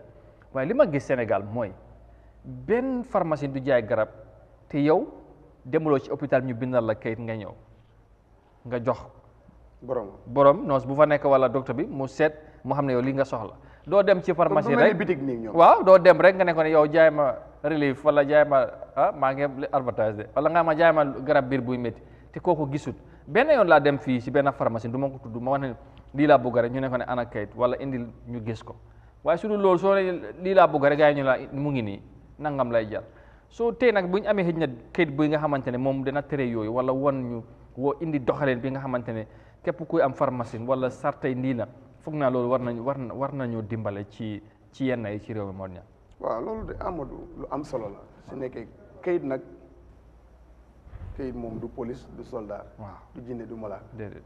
nit a ko bind teg ko fa te dañoo jël kayit teg si kawam mu ne meng du wax du def dara suñ ko jëfandikoo ko amul njëriñ te gis nga ministre of health bi ñu corruption dafa bari de ci ministre bi ci boppam ministre bi waaw bii nag xëy na dana wute parce que li dara du fi soppeeku amul pharmacie service bi la dara bari nañu ubbi pharmacie amul laysin wala benn laysin ubbi téeméeri pharmacie ci dëkk bi gis nga ko fi wala ñu jël garabi lopitaan yi dem yóbbu ko fa wala docteur bu nekk si lopitaan bi ubbi pharmacie garab yi na la dem bindal la demal si pharmacie nangam bu ko am na ku ma si am exemple bu ko def ko bindal garab na ko demal si pharmacie nangam mu dem kooku jaay ko 300 mu war a jëndaat teggi ko dem feneen jënd ko 150 mu ñëw mu ne ko lii jëndewal ko fu ma la daay rek so there's a business la because moom su demee jënd ko foofu am na percentage dafa ñëw mu ne ko du ma jël garab bi mu ne ko di nga ko jël si nii wala ñu reyante si lopitaan da nga ko fajee suma yaay def ko mujj fajee ko why not mu teg ci waa ji teg si brique moom da pare ko giita ngaas ak waa ji pare ko jox ay arrêt laa la wax docteur bi daf ko si mujjee jox yaayam faj ko si for what reason that is a business bu ko sa direction bi nga yóbbu demal si pharmacie maam ñu jaayale ko 300 man dama si am pourcentage su ma wàccee damaa dem jël ko ma dem gis pharmacie Amadou jënd ko fa 150 nga ñëw nga ne di same garab bi nga ne su ma yaay doo ko fajee su ma yaay waaje na ko di nga ko fajee si nii wala mën a yow dina reyante fi daf ko mujjee faj Amadou lu ko dat ana kayit amul kayit bu fa ne woon ko ne warloo joxalee ni amul njëriñ ñoom ñi ngi nii tey vaccination bi soo buggee tukki fi nga toog ngay toog nga woote ñu indi la certificat and I see different gis naa si lu bari seen leen ma si koo xam ne seen na mën a seen dëkk bi lii moo fay dox parce que den ma ne yéen ñaar si ngeen demee te si yàgg seen jabar sax dinañ jox kenn pour lan balaa loolu nag jënd ko rek joxeel 6000 bi rek ma indil la ko an loolu fan la moo dem waaye léegi police yu mel ni fan la moo dem est-ce que acte yu mel ni mun naa tax xëj na police bi dimbale surtout ci wàllu pharmacie bi ana acte nekku fa waaw Amadou gis nga nit ki du kayit du police du soldat nit ki da ngaa pare pour jubal pare taxawal sa réew mooy tax waaye ay kayit yi du dara it's nothing li taxoon waa ji fi nekkoon du yoon jubóog ñu bari fat rek mu leem la yóbbu 5 star ndungu seen yes this is the problem fokk nit ñi ñoo mën a gomal suñu bopp bëggal réew mi suñu bopp déem a jubal bu yàggul maa ngi gis vidéo bi ma nga ko wax keroog vidéo bi nga xamante former président Jammeh bu dem viral mu ngi doon social mi yu bari ñu ngi ko doon siya fu mu doon wax système bi ci health sector bi mu ne moom dafay dem feneen indi ay jumtukaay gars yi dem teg ko ba mu yaaxu fekk lu ñu ko war a jëfandikoo sax duñ ko use maa am na si expérience maam bi maam dina la ñëwal am na si expérience bu baax waaw da ngaa dem bëgg a garab ñu ne la amul boo fa amee xarit dafa wër dañu génne la loolu te kilifa la dem si hôpital bi dem gis nga amoon xam nga Gambien kay dem si pharmacie xam nga pharmacie tamit def day nekk ci biir hôpital te nguur gi moo fa ko teg nga dem nga yóbbu sa kayit nga laaj ci ñu ne la amul nga dem boo fa amee xarit ñu wiiri waaw nga wiiri nga wax sa xarit kooku mu ne ko ne booy fooy dem mu ne ko maa ngi dem jëndi garab mu tas fekk mu ngi génn ci biti mu ne ko ne yow ban façon garab xam nga dem naa si fara mu ne amul ñu ma direct fii ma dem kooku mu ne ko ne ma seet mu xool ni mu ne ko ne kaay ñoom ñaar ñu dellu keroog maa ngi koo wax mu ànd ak kooku ñu delloo ci biir hôpital mu ne moom ba si pharmacie mu ne ko ne waaju yow joxal kii booy seet nga ne lii amul cekal kii mu ne ko ne xay kii ok ma xam nga kon lii mu ne ko mu jël kayit bi jox ko xam nga yooyu dafa doon waaye bii moom xëj na loolu ci hôpital bi waaye lii affaire pharmacie bi la comme xëj na seen dañ bëri ci dëkk bi te neexu tamit njëriñ am ñu bëri ñu ngi cee gis seen bopp mun nañ nangu tamit njëriñ mu ngi fa waaye xëj na doxalin bi borom pharmacie duñu ay docteur non am na ñu nekk waaw am na ñu nekk docteur xëy na nag du ñëpp waaye soo tijja def ci la ni moom du ci sonn am nga Gambien lu mu xam ñii daal wuppee wàncu la borom pharmacie yaag docteur yi ñëpp la pharmacie boo gis borom xaalis bu ko moomee dina ut docteur bu fay nekk pour cegal ko ki ñëw yan garab la soxla ok dafa am lu ci am solo lu nga xam ne ok man dama foogoon sa agreement bi li nguur gi promission ne ñu ngi indi jumtuwaay pour nit ñi projet boobu nu mu tuddati health insurance ok man dama foogoon sax loolu la waaye bu ma déggee ngay wax ñi affaire yi pharmacie non affaire pharmacie bi ay jaay garab ak dañu valider li nga xamante ne mooy medicine policy document bi nga xamante ne affaire garab bi ni ñu koy joxe xam naa ci réew mi foog ñu teg tamit ay sart yi nga xamante ne mooy wane mooy tegtal yoon bi ñi lay tegal sarta ñooy xëtt sarta yi ñooy koy xëtt ñi lay tegal sarta yi tey ñii ñooy xëtt sarta yi xam nga lu tax comme lii dafay nekk ay solmal nit ñi nii rek lii tuur lëndëm la lii di solmal lii tuur lëndëm la seulement sax nit ki dafay laal sa kanam gi nii waaye gis nga tuur da ngay jëm ndeyjoor fekk ñoom ñu ngi nele yooyu yëpp ay yëf yu mafia la validation yi ak workshop yi ñu bari dañ ko gomul lekkukaay xaalis la gomatuñ ko ci réew mi lekkukaay xaalis la gis nga lii li ci am solo mooy ne on san health sector bi ñoom ñi ci nekk nañ am yërmande ñu ngi ko fi doon wax di all the time man laa wax de depuis ma xàmmee ndeyjoor ak càmmooy ci biir réew mi musuma dégg ñi xëy ñi ne health sector bi nurse yi wala docteur yi dañ génn di gerew on san nga di strike pour wane ne liñ soxla ci hôpital yi nekkut fa te ñoom mënuñoo liggéey ngir faj askan wi saa yuñ génnee pour strike rek seen allowance la fayuñ leen lii fayuñ leen la waaye loolu tamit mën nga leen ko nangu parce que seen bañuma loolu waaye dama ne la Amadou yow boo gisee ñi lay fay pour nit ñi la xam naa loolu waaye nit ki tamit su fekkee ne tey moom ak nguur gi Amadou léegi yow sama kilifa yi toog nañu nas dara ñu nangutoo loolu gars yi dañ ko war a respect waaw léegi déglu ma yow tey boo xëyoon masa boo xëyoon nga war a def GMA ñëw loo def GMA nga ñëw toog si office nga war a ñëw 8 nga ñëw 8:30 9 waaw man ak Xam nga Lamine mënuloo def jéel. ñu nangutoo ne every day ba su ma paree dama war a am suma ndéew wala bala ma ñëw dama war a loolu bokk ci nangutoo bi su ko defut benn yoon ñaar yoon waaye yow léegi soo ñëwee screen baaxul caméra baaxul yow doo mus a ñaxtu loolu non waaye du non sa mic baaxul doo ñaxtu loolu non su mic baax non du benn de sa sound baaxul doo ñaxtu loolu waaye yow looy ñaxtu rek mooy ne suma ndéewoo wala suma reer wala non suma waaye fekkee agreement la Make good an sense. agreement is an agreement they are obliged to fulfill that loolu tamit foog nga I agree waaye what I'm saying Amadou mooy loolu even leneen with la that ñoom tam nañ tamit dañu am ay consider famille ne am ay nañ responsibility consider ne agreement ak privilège yooyu ñu leen di jox askan wi ñoo tax askan woowu tam da nga leen di def consideration mooy ne tey wax nañ ko fi waxuma sa luubal yi ñuy def ci biir hôpital yi waaye daf leen di leer ne non gars yi ay waaye luubal yi xam nga gars yi tamit léegi ay firnde yow waxu la nettalil nañ la man dund naa ko amul man lu ma la from wax dama ko experience dama ko gis dafa nataal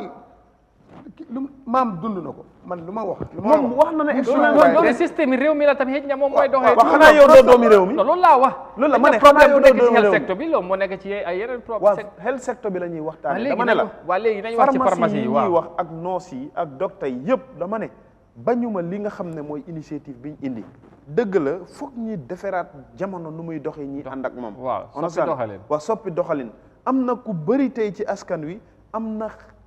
ñaaw njort ci ne man pour ma dem ci hôpital bi rang benn 30 minutes dem ci pharmacie bi wax leen li may métti rek jox ma garab moo ma gënal léegi kooku foog nga change mentalité am wan ko ne boo feebaree demal ci hôpital bi demal ci hôpital bi ñu test la onasan nga mu leer la ne yow garab bii dañ la war a jox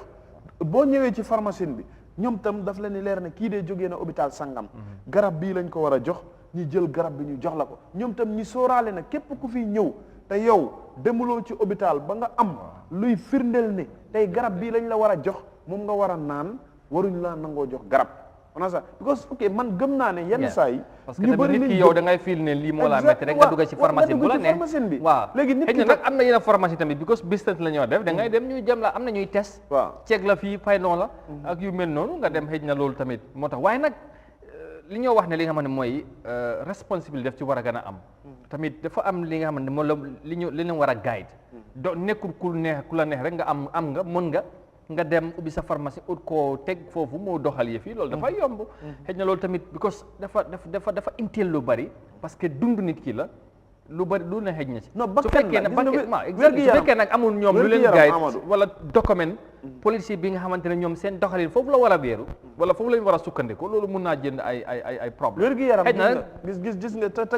garab ni mun a aaree la mun a loree absolument ñun ñëpp xam nan waaw tey man mun naa ñëw ma jëfandikoo garab bu nga xam ne dama jàppoon ne dama ci doon ut lu may aar mun na maa lor sama biir loraange waaw léegi nag loolu lan moo ma ciy muccaloo rek mooy mu leer ma ne ma tey hôpital yi nga xam ne ñoom lan yaakaar dañ jokkoo ak pharmacie ni ba pharmacie ni su ma xalaatee ne tey xaaral ma dem su ma bopp baa ngi métti rek xaaral ma dem si Amadou booy am su ma bopp baa ngi métti wax nga fi léegi benn garab man sax nit ñu bëri Gambien si concept boobu lañ am ku boppam di métti wala yaramam tàng mu dem joxe 25 ñu jox ko garab bi mu dem naan fekkee boo demee lopitaan doo am nag waaw loolu laa la wax léegi pour saafara am ci ñan doo am sax waaye nga dem ñu check la exactly ñu xam ne yow lii la léegi yow soo demee si pharmacie da nga ko jox kayit mu xam ne yow sa bopp métti bi lii moo waaye léegi mun naa am ndax naa cegukaay xëy na mooy produit am na pharmacie yi nga am na sax non loolu la am nañ garab yi machine yi ñoo tase yoo xam ne sax nekk ci lopitaan bi waaye loolu bëriwul loolu bëriwul ñu bëri da ngay dugg yow sa bopp muy métti wala sa boñ wala sa something nga dugg rek nga ne xaaral ma dem ci pharmacie bi maa ngi am sa 50 ou 25 foofu la gën a yombee balaa ngay dem ba Jammeh Foundation nga yàgga fa wala nga dem jënda ticket so yooyu système boobu dafa am lu war a ci $25 onasan nga war a rang ci rang bi léegi man dama jàpp ne it's a good move onasan it's a good initiative waaye implementation bi waaw loolu laay wax implementation bi na nekkatoti positive aspects of interest of the population waaw loolu lañu wax tamit document bi is centered on people's interest somehow 100% waaw loolu lañu wax loolu laa si gëm man lu nga gëm loolu la doxalin dafa war a jub dafa war a sell tey fii dëkk bi foofu dem di nga gis Giant drug store Fall drug store Jeng drug store Mbeng drug store yooyu moo fi bari na gis nga suñu paree neen wër pharmacie seet ndax foog mu am ñu patrol seet ndax lii mu ngi méngoo doxalin bu nguur santaane ne doxalin ba moo war a am au not waaw xam nga nii leen fay def na jàppate suñu paa yi jaay per nii waaw jàppoon nañ fay paa fekk ñoom ñoo gën a korop sa tooma mu ne la mu ne nañ ñaa ngi dafa ree ba mu ne nañ bàyyi paa yi ñu firi paa yi sax xamu fu ñu mujj wax naa bu ñu leen bàyyi bu ñu waxee yaay am de. paa waaw de loolu la de. paa yi dañoo sóob rek kenn déggaatul seen yëf. dégg doo ko dégg fii nag dañ dee xewle daal. paa yi ñi ngi am ñu leen boot. ñi am ñu leen boot si gannaaw. doy na waar dañ leen bàyyi ñu fi su ko defee mu ngi noonu paa yooyu am na dégg naa ministre bi docteur nag expérience docteur. waaw paa yooyu noonu parce que Amadou doo nekk si liggéey 20 years te doo si am expérience. non waaw loolu kay moom. te paa yooyu am na ñi nga xam ne am nañ si ñaata at seen njaboot yëpp si leen judd. boo demee si ñoom bu ñu la xoolee rek bu ñu la joxee garab boo naanee wér. waaw mu ngi noonu xëy na nag yooyu lañ bëgg a ceeñ yu mel noonu foog ñu dem ñu test ñu xam lan moo la métti ñu jox la ban garab bi nga xamante ni jàpp ne moo la war a mën a faj te loolu la mbir yi war a demee su ko defee ñu ngi xaar fi ay xëy na ay weer ci kanam wala ci ay week ci kanam lii ban jeexatal lay am ci pharmacie système bi ndax dina ceeñ taxawaay ak doxalin bi ci réew mi dañ ci bàyyi xel bu baax a baax incha allah ñu jëlee short break den su ko defee ñu dugal suñ gan yi waxtaan ak ñoom tamit ci leneen léegi lay doon incha allah gannaaw bakk bii nii incha allah ñu ñëwaat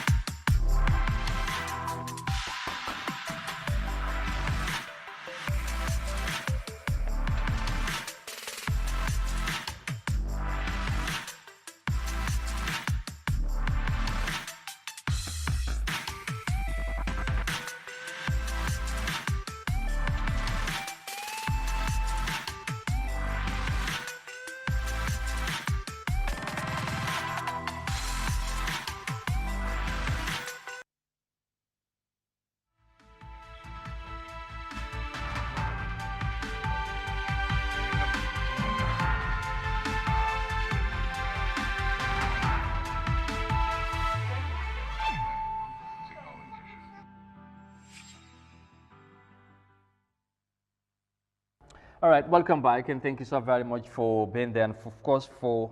joining us this morning. If you are joining us for the first time, make it a date with us. We are here every morning from Monday to Friday to discuss on all the latest developments and happenings in the country. And as always we do, of course, you know, you have been following some of the things that we have been discussing, and of course we will want to move on and quickly discuss on something else as well. Very, very interesting, and I must say, because we should be talking about the Young Writers Association's upcoming event. That is, of course, the National Storytelling Competition, which have been ongoing. Now, the finals have been set or slated for on the 28th of June 2022, and the members are here to help us understand what are we to expect on the 28th of June, and how, you know, what have been some of the developments or activities that they have been engaged in leading to the final. So we are talking about that to the end of the program. So you can stay around or stick around for that. su ko defee mbokk yi ñu dellusiwaat ci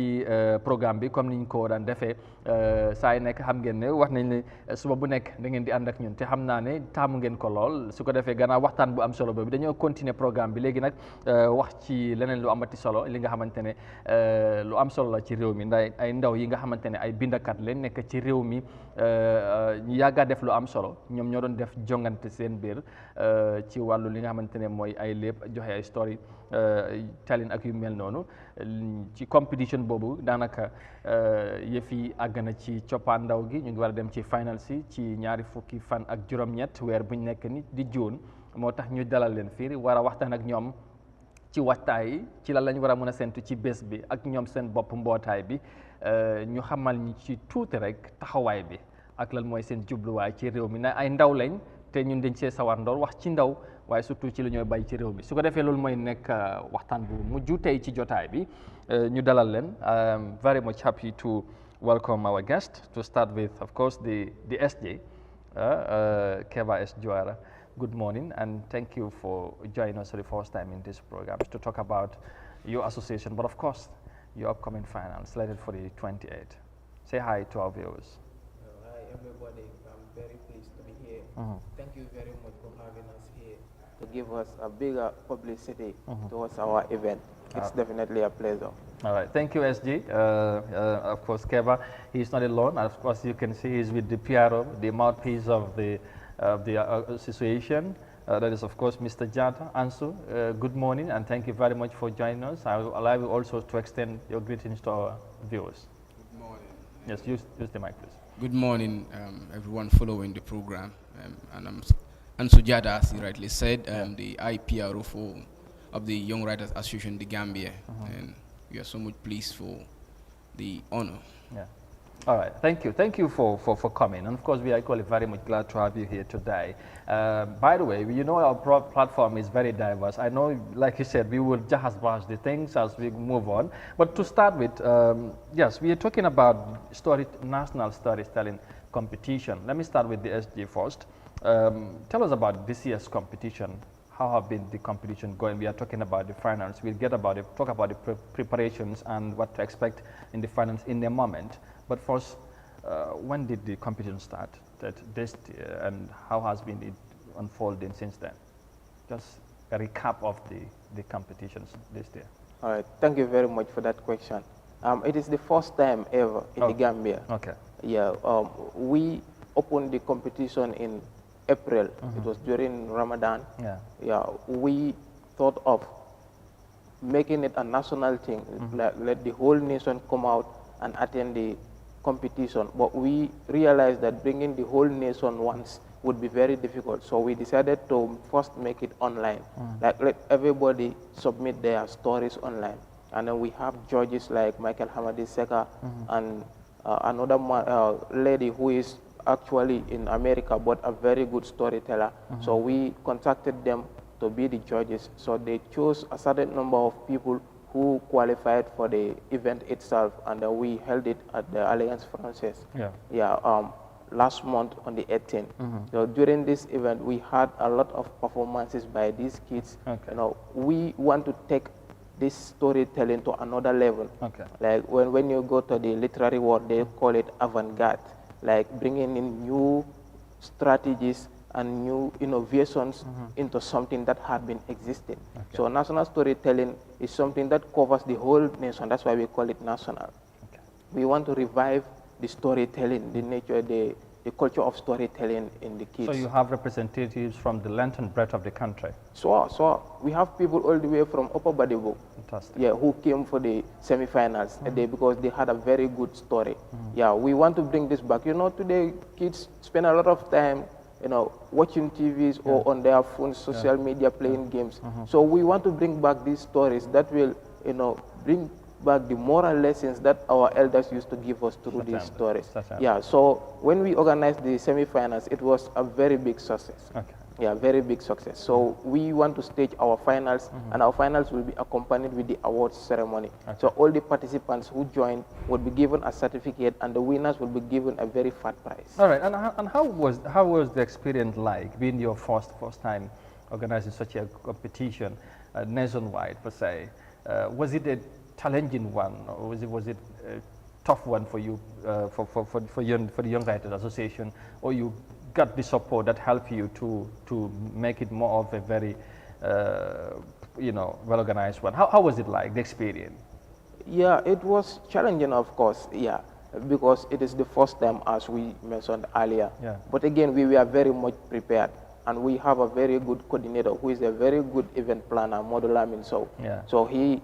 Actually, I don't know, would I say he's a prophet? Because he will tell you, let us expect this, let us expect this. And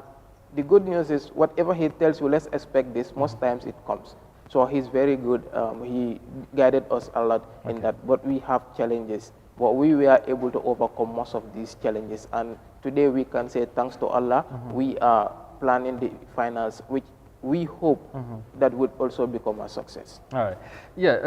Mr. Piero, let me come to you now. I know you help us on the preparations in them, like I said, but then you were the mouthpiece of the association in organizing this competition, being the first time, and you needed the message to go out there to the relevant stakeholders, to the young people, to attract attention. How was the interest like from the young people to come forward and show interest in participating in the competition? Yeah, actually, for the first time, you expect that people's interest because of their maybe little or no knowledge when it comes to storytelling, but the old people know how much it feels like narrating stories. So we had made the best use of our today's modern day ways or means of tools, sending information. We share it all over. And first, when the semi-final was, those who attended the semi-final will tell you they've seen magic. They've actually seen magic that day. And this is to tell you, this is one thing that had, from the semi-finals to now, this is one thing that had even motivated a lot. But prior to that, it was like a very much discouraging thing, like you said. For the first time, you know, when something is introduced to you, you are like, what are these people talking about? Storytelling. What important those storytelling has. So that even has affected the turnout for the semi-finals. But those who attended the semi-final, and then thank God there was coverage and people follow online on the status. We had to share it for people to see that this is something that young people need. This is something that the Gambia need. In fact, this is something that the world need. And since then, people became so much mesmerized, you know, they feel so much spellbound. They are like, wow, this is something great that we've missed. And since then, they turn out like, and the interest that have been shown towards it is becoming greater. Oh, let me say, it's great, just unimaginable. Yeah, during the semi-finals, I saw, like you said, Morlamin, so, you know, CRA, some of the status. I saw some dignity that attended the occasion, and like you said, they were all enticed as to what they saw on the ground. So how were you managed to get such a people on board, and of course organize such an event at the semi-final stage? And we are not even talking about the finals yet, but just at the semi-final, it was such a very interesting event. It was wonderful. Those dignitaries that were present knew the knowledge, the wisdom embedded in storytelling. That's why the young people might not very much appreciate this competition at the first place. But you see the elderly people, they will tell you when they are very much young, everybody wants to narrate a story, especially the old people will want to narrate stories to them. It is not only about the joy or the sorrow and the so forth that you receive at the end of the story, but the wisdom embedded in the stories. That's what we believe must have motivated those dignitaries to say, hey, these people, exactly, they are up to something. Something great. They are cooking something great for the world. And that's what I want to believe, what motivated them. And people like that, and we should embrace them anywhere they are. And I want to believe that's one key thing, because they already have knowledge of the wisdom embedded in storytelling. And that's what I want to believe, with the help of Mod Lamin, because Mod Lamin is someone who, my brother rightly said, a prophet. When I said prophet, people please do not misquote. Yeah, misunderstand. But they should understand from the angle what we mean. We are figuratively using prophet. Yeah. Maybe the language people will understand better what we mean. So Mod Lamin is somebody who is also well connected. I'm very much sure he played a very much big role here in putting the message as it should be, and that when those people received the message, they knew exactly where Mod Lamin was driving at. He is the one behind, he's the engine here. And that's what I want to believe must have motivated those people, because they knew the wisdom embedded in what we are doing. And this is what I have no doubt that must have motivated them to come. And we are expecting a lot of them in our finals. All right. What is the mode of communication before my fellow colleague will come in here? Are you only, you use the English language for the participant to tell or to narrate their stories or whatever, or you use the local language, or it depend on the participant, or how does it, how do you do this? Is it open? Let's say if I feel like, if I'm comfortable telling my story in full, for example, I can come and narrate it that way, or is it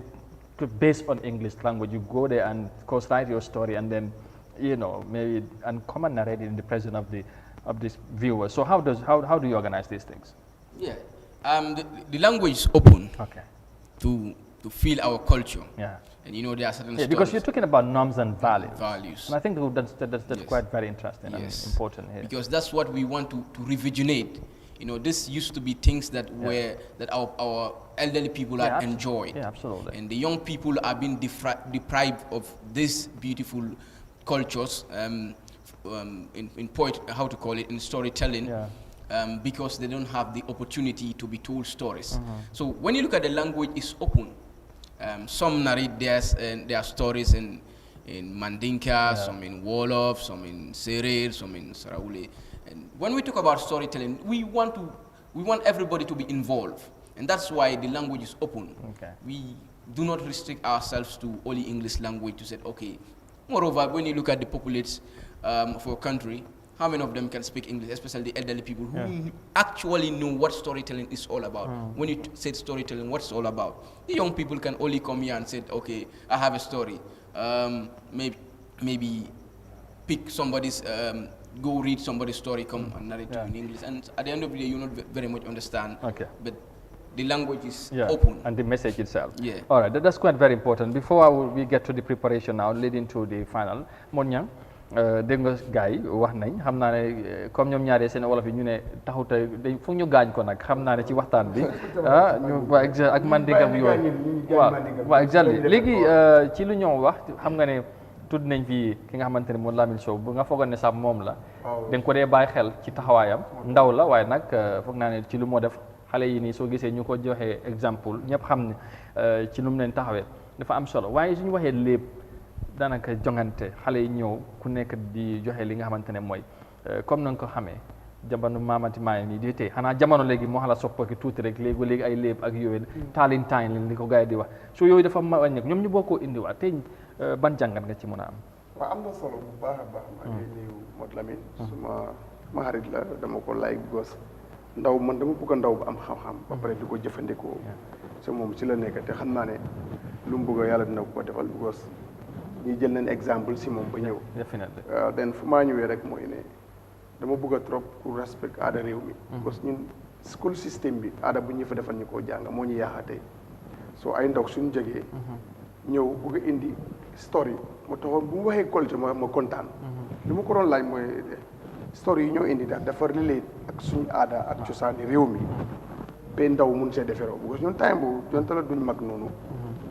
waaye léeboo lippee ni dafa am lu mu doon def si ndaw message bu fort moo fay nekk maam di la ko defal weer bi si génnaan maam nekk si ëtt bi reer ñoo xam cere la o lu munta nekk maam na léeboo lippeen am na ku démontré it's very important so those kind of stories alko woleta mul o because a related our culture the PR, anyone for you can respond that. You know, are you focusing on the culture side? Because you can respond that in Mandinka, by the way. Because if your wallet is not strong, just the story of our because you talk about the values. Our culture. Okay, you prefer it in the local language. Whatever, you go ahead. Okay. Speak Mandinka. All right. Talent competition no nyinga ke nyameng coming open telephone in that sense also coming up for nyameng like in literature more for in avant-garde like you are bringing new innovation eka kukutol ta kadundi kuro me alonga meta ke kan so talent ol nyimbe nyameng ning mel lafta as talent mo dino mama bulle ay nanang afu talent nga so sulu ni sanne ayo talent sifanyilla bar ning adiyata mo fane asala on talent ngo bondino afongo yele aya narrate but mo le topico dilale me along comme isaje mol kana findi bake wokono comme isa mo le men ko wolom Gambia Gambia la fanko culture nying it is a treasure so that is what we want the kids to come up with so if you come is a talent bondina no from anywhere but let it be something me along abe mol karandila na culture la abe mol murundila back to na culture la koteng so but with time comme nga fu nyameng ni nga nim nyi jibe e kaje annual wala sango sanga nyanta kelale wala mun to la natodi so nimba ke kan jari mbe topic do fana natelale baro mam min coming ni nata nang inyanda ka ifan sun talingo da mal natina ba se talingo bodina no dula do ay ka talingo de mi alon karambunda be tarrajele dindingol se karanno je ke bale karanje ite fongo e karanje ya lon talingol buka fa kensenge dalilul le bala hay bajela sa ninga opondi sa momo se talingo bodina no dawo dale fa butan na Gambian culture to wande te fongo la mira warando ya mira no ya bondi dula do par ay ka fende mi alon be karanna jele anin na topico fana sitano fana so na jojolo ko le jibe o criteria jibe. That's very good. My second question is alka under ministry juma so wo ministro aka tol makoy or what? Okay, wo fana mu very good question already. Young Writers Association ninga jibe ndolbe lori nyamenteng unta fula nombe lori ministry kelinda malakon but ministry me alom bak tanklam bak tentula bak kennega wala ministry of tourism and culture and ministry of youth and sports ibe mol makoy kam bakele they give us expert advices and sometimes ikamol makoy ning kudo la me alo logistics and sponsors me along fongol ta be handle la non fongol ye aning de nyina la non na makoy la bal fongol la mela wala fongol ba pol be nyaado National Center for Arts and Culture yalong national storytelling wo be murundi come back to culture so wala tina Dr. Hasum Cisse na meet several times and I ko nga support bakale ma je mo la semi-finals anata nanje I speak nta ka di mo laje ke mo motivate ka tan la ko nyim mun tol fongol talde nga ku jamal tatuwa bol bari storytelling o mun fongol talde absolutely so we have to go back to it comme ni nga Gambia la arts industry jibe nga nyim fo mo le dula jamado musician ol ni jibe sayang mo safo no wollote fangal yel musician ka concert commande stadium mo la ka fa so wollotale so ni nata nang other areas for let's say poetry champion chami jana fandile penchami hall fandile you understand so ye pental fanan soto level fanan bakane all the different arts they are all doing well but it's like one part is been missing the circle is not complete so what learning wo mu storytelling so and you want to fill that gap saying very good so ningo nat nan saying everything is completed now so we can say Gambian arts is definitely a complete one. Fantastic. Yes just quickly Piaro mon ñale ñu ñew ci wattay final bi let's talk on the preparations now. At what stage are you leading to the finals on the 28th? Piaro. Currently we are working on first for the message to be across, and that's for a reason we have to come here for you for publicity. And also we are working on our tickets just to tell people that tickets also will be very set, and they can contact my boss. The number will soon be given. And also calling on the participants to be so much ready for it, and also the whole country we are inviting to grace this great occasion. Like you said, we've talked about a great thing here that has to do with the revisionation of our culture and our norms. You can see how much those ones are very much important. Like my boss rightly said, when you look at our school system, this is something that I've been lacking. That's why at the end of the day, so people will graduate with degrees, but yet the attitude is not there. Yeah, absolutely. And this is what the Gambia need. And my boss also, my SG also said, when you look at a lot of things we are able to manage to grab from the West. But when you look at this storytelling, it's our own thing. This is our own thing, so we have to nurture it, we have to cherish it like our own thing. That's why since after the semi-final, we've been working very much hard. As we speak, we are working on the publicity and also calling on people and also to tell them to be so much set with their stories, as this is something great we want to now, I just want us you to tell us about the tickets, is how much if somebody wants to be there, and also where is the finals taking place, and how many finalists do you have or are going to compete during the finals in 20? Do you have the list? My number for the tickets? No, the tickets, yes. The tickets, the advance ticket is 75. 75. Yes, and at the gate, it's $100, and VIP 125. Yes, VIP 125, and the event is taking place at Allianz Even Francis. for ministers or directors, the big boys is 2,500. No, those will have to come with something envelope. Big envelope. I'm very much sure the ministers are listening, and I'm very much sure this is our own thing. They will support it without even telling people how much they are giving. Okay, so you want surprises as well. Yes. So how many finalists do you have? 8 of them. Eight of them, yes. 8 of them. Yes. Okay. They are all from the Greater Banjul area? No, some are all the way from Jane Sanjal. That's it's a national event. It's national, like we said. And some from LRR. So I want to hear it because I'm not from. And then